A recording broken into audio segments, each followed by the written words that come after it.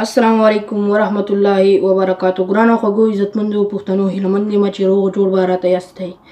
زه عمر افغان یو ځل بیا د سوشل میډیا له طرفه تاسو سره مخاطب یم. ملګرو دا ویډیو زما سپیشل یوې خوراکۍ ته چې نومیږي نیلم ګل.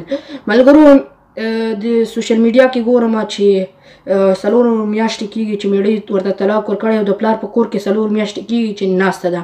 ملګرو دا مخکې پونکاره وه بیا هم درته وایم، خو اوس یعنې دا خبرې چې کړي نو زه څه ووایم چې پونکاره وشي.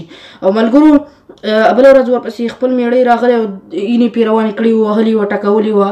او بله ورځ چې ګورم نو د یوه ویډیو راغلې وه سوشل میډیا له طرفه او انصاف یې غوښتی دی، سپورټ یې غوښتی د پښتنو نه.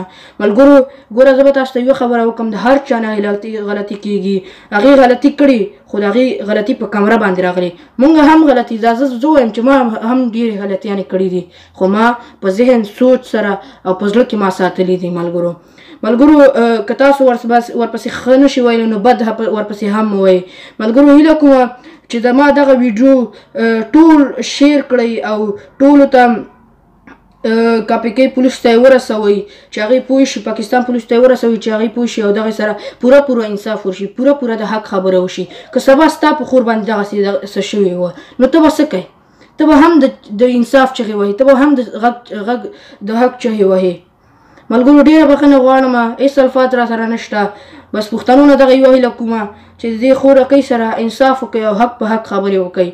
او زما دا ویډیو مخکې شیر کړئ چې پاکستان پولیسو ته ورسیږي او پوره انصاف ورسره وشي. نو ما عمر افغان ته راکړئ اجازت. السلام علیکم ورحمت الله وبرکاتو.